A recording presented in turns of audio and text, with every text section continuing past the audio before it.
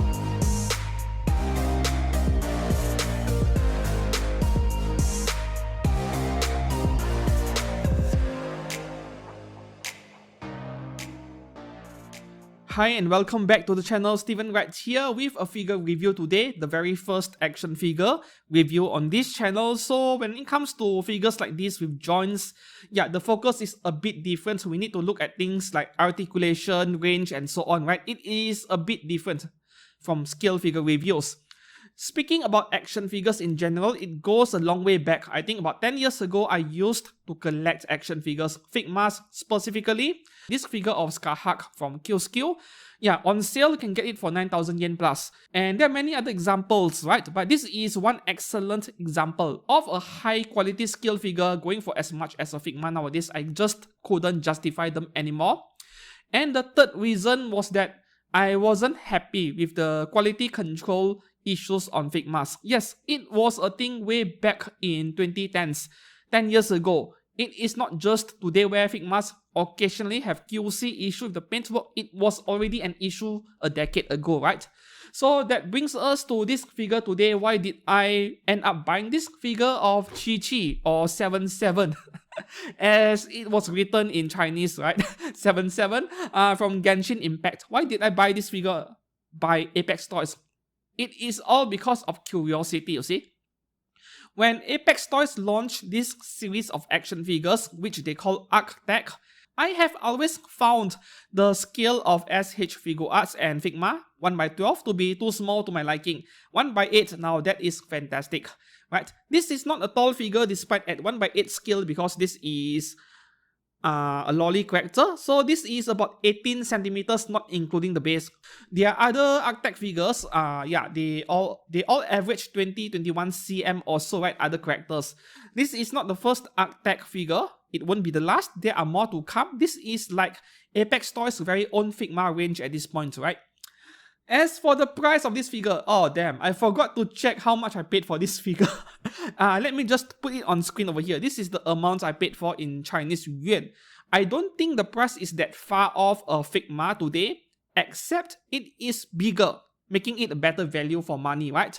So what it is like, the quality and the packaging, everything, right? Firstly, we take a look at the box, right? The box is not that different from Figmas actually. Yeah, of course it is bigger, but still a very compact sized box for a 1/8 scale action figure. Nothing special really, doesn't protect the figure as much, but quite a pretty box nonetheless, right? Okay, as for the number of parts, I think it is similar to Figma in general. 2 extra face plates. The assembly, the part swapping is pretty much almost identical to Figmas at this point. The negative about these 2 face plates is that one of them, the one with open eyes, it felt too similar to the default face plate over here. These 2 expressions, they are very similar. But if I remembered correctly, Qiqi as a character, I think she is not very expressive, I think. Is it a kudere as they call it? I'm not too sure. I am not very familiar with this character from Genshin actually, but the impression I got about her was that she is not a very expressive character, right? Still, I would prefer something a bit more radically different for the faceplate over here, one of them at least. As for the number of hands, yeah, 7 of them over here. Curiously, not 8, not 4 pairs, but 7 of them. I don't know why. Why not 8? Right? But that is not really an issue, just an observation of mine. I personally am really bad with small parts. I hate keeping multiple small parts, and things like this, it really gives me a lot of nightmares, right? And this is where the genius part of this figure comes in, which is the base. You see, Figma bases, we all know what they look like at this point, hexagonal shape. Now for this base, I think that it is a really smart design over here where the base is actually a mini box and you can keep all these very tiny extra parts inside this box itself in the base. So these small hand parts and then the face parts, maybe you can keep it inside here. That is clever.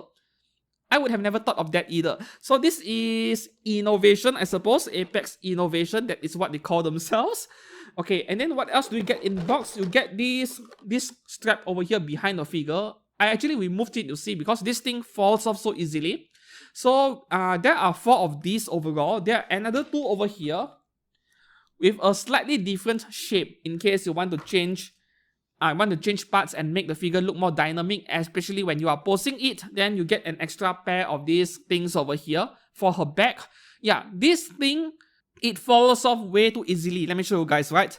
Yeah, it is like the ball joint is super difficult to push it in, and it does not take much to knock it off the figure. I don't know why. It must be the design of the joint over here, right? So the articulation range on this is severely limited. This is the one of the few things which I don't like. Also in the box, you get this object over here, like, does she love her coconut drink? I'm not too sure. It looks like coconut drink to me. And yeah, I have no idea how are you going to display this thing or put this thing into her hands because there is nothing to plug into. Other extra parts you get in the box, this piece over here, her lower body, this dress. This one over here gives you a bit more range for articulation around her legs, right? So the dress on this one, it is spreading a bit wider so that you can stretch her legs further. But we'll get to the articulation in a moment. So with this part impressed me so much when it comes to the paintwork, you see. In fact, for most of this figure, the painting is like way better than any Figmas I've seen. The amount of intricate details and the precision of the paintwork, it is next level compared to Figmas, right? And that is amazing. Thinking that this figure is coming from a relatively new Chinese brand and they are already outdoing the Japanese in many ways, right? Yeah, the paintwork is amazing. The next part over here, the sword, same thing all over. The sword is one of those few things which impressed me the most as well, for the same reason as that skirt over there.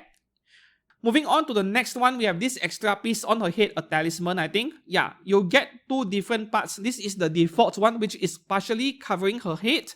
But if you don't like that one, you can opt for the second one, which is folded up. Like, there is wind blowing it. That is a very nice touch. I would change to this part where it is folding up so that it does not obstruct her face.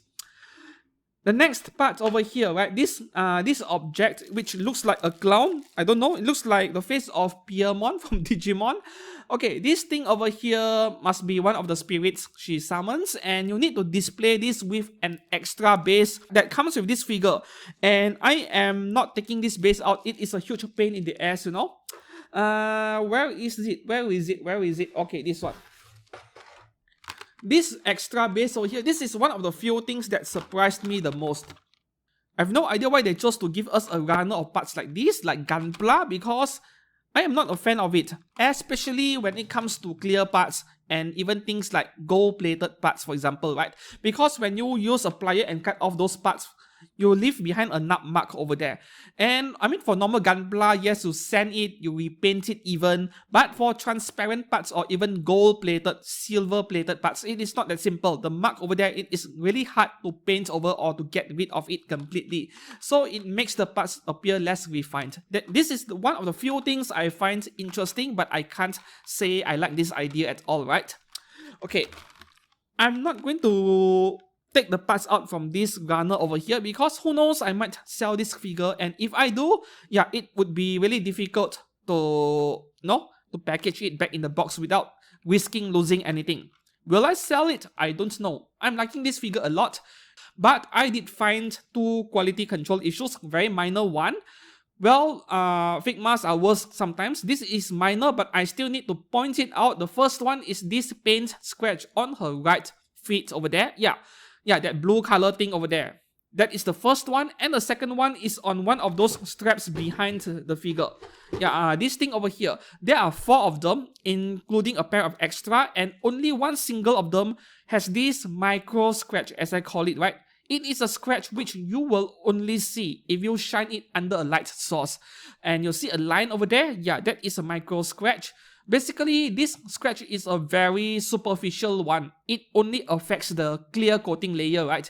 Normally, it happens when doing the packaging process. Like, they are putting the figure parts into the box, and if they are not careful, the paint, the coating, the protective coating has not 100% dried or set yet. You risk scratching that outermost layer, and that is most likely what happens over here. Though it is only on this one single part, as far as I could tell on this figure. Are there major issues? Not really. In fact, micro scratches are very common nowadays. Even expensive scale figures that cost 20 plus, 30 plus thousand yen also have them, right? This is very common, unfortunately. Now, moving on to the articulation of this figure, I was actually impressed with the lower half of the figure, you see. If I were to detach the lower half of this figure and test the joints separately, you can see the waist joint, the hip joint, and also the knee joints, they are very well articulated. Like, the range of motion is amazing. However, as impressive as the range of movement of her legs in this Arctech figure over here, don't expect to replicate any poses you'll see in your favorite JAV movies. If you know what I mean over there. Because you can't really stretch or open her legs wide open. Her skirt is obstructing it, and that is the saddest part, right? Okay, this is purely due to character design, right? But the articulation range for the ankle, yeah, I suppose that in humans, your ankle movement is also very limited, so I'm not sure whether this range of movement for the ankle is good or not, but it is relatively limited, right? At least compared to some Gunplas out there. I don't think Figmas are any better though. I can't remember Figmas joints anymore because I haven't collected them for almost a decade by now. Also, the knee joint on this Arctech series, right? It is more aesthetically pleasing, nicer to look at. For Figmas, especially in characters where they are not mecha or science fiction type. Yeah, like, you know, a schoolgirl anime wearing school uniform, and then you have bare skin or stocking, and that kind of joint, the Figma joint, the S.H.Figurarts joint, they are extremely ugly to look at. I never liked them. That is the main reason actually why I have never liked action figures, because the joints are just an eyesore to me. Yeah. I know that some Chinese brands out there are doing seamless action figures now, like metal joints inside and outside, they cover it with silicone, right? Skin-like material, but that is another different topic, right? That is something else altogether. As for the waist joint, the neck joint, and her entire arm, I would say the range of movement is very similar to Figma, which is still a bit inferior to S.H.Figurarts, right? It is still inferior, but I think I would prefer this way because, you know, a wider range of movement comes at the cost of uglier looking joints. You can't avoid it. If it was a mecha character, Mecha Musume, Kotobukiya, FAG series, frame arm girls, you know, what else? Yeah, Gunpla, of course. For those kind of very mecha stuff, yes, I want more articulation, more flexibility.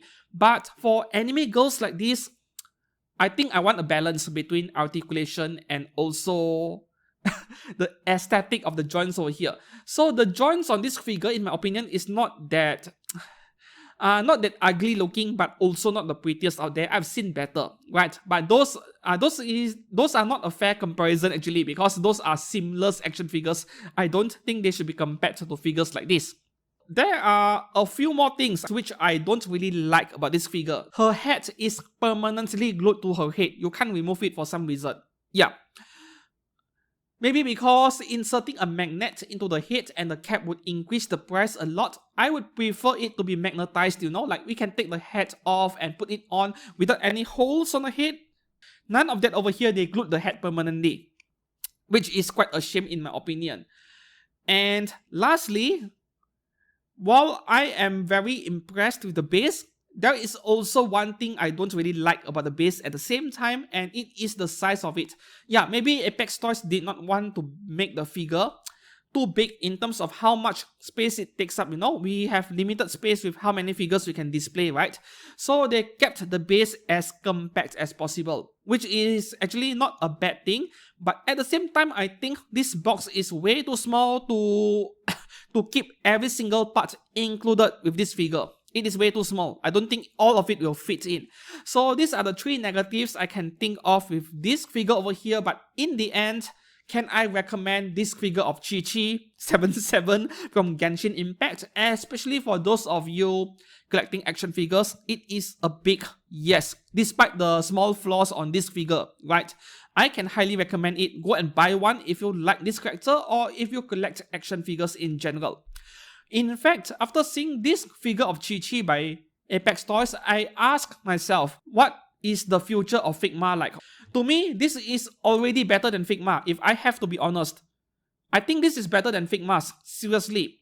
But a figure like this does not mean the end of Figma when I think twice about it, right? Yes, my thumbnail, it has to be a bit clickbaity, like I have to ask a question. Is this the end of Figmas, right?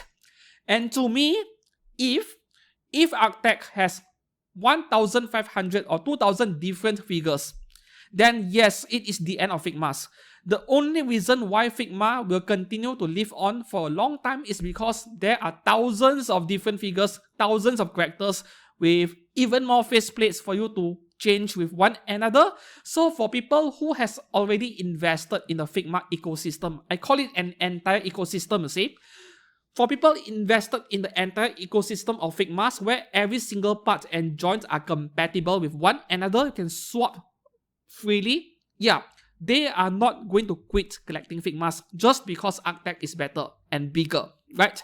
And some people have even said, oh, this is a different scale to Figmas. It will look really weird when I display them next to each other. Yeah, I do agree. To me, Arctech is more of something you display next to scale figures rather than action figures. Next to 1x8 and also 1x7, and maybe next to prize figures as well. They are not meant to be displayed together with Figmas, but that is totally up to you, of course. So no, the Arctech series will not kill off Figmas simply because there are way too few figures out there from this product line, but it has a really bright future. I can see that already. Also, if not mistaken, Good Smile used to have their own 1x8 scale action figures, which they call X-Star. A-C-T-S-T-A, I think, X-Star series, right? I think that product line did not last long. I've never heard of it anymore. Maybe it is no longer a thing because that product line is a complete failure. And if it is, what was the reason? I have no idea either. Maybe it was too expensive, right? So for some reason, nowadays, Chinese brands are really outdoing the Japanese in many ways, not just scale figures. Now we are looking the same thing, the same pattern happening to action figures. This is not the only one. There are other action figures by other Chinese brands like Snail Shell Studio. The action figures are amazing. I'm telling you that. Snail Shell Studio, they do very sci-fi like mecha like stuff. Yeah, Snail Shell Studio, their action figures, check them out, right? So there is a really bright future for Chinese brands going ahead with action figures, with skills, with everything, in fact, even third-party resin figures. So I am really looking forward to stuff like this. Will I start collecting action figures? No, I don't think so, right? I am keeping my budget, most of my budget, to scale figures and resin figures. I'm not going to change because I prefer my figures to look human rather than robotic. I don't like joints, visible joints. That is just me though. For those of you who like to do stuff like stop motion videos, then you will want action figures. Yeah. So if you found this video today helpful or informative, please give this video a like, a thumbs up, yeah, and subscribe to this channel for anime figure content every week, right? Until then, I'll see you guys again really soon. Goodbye.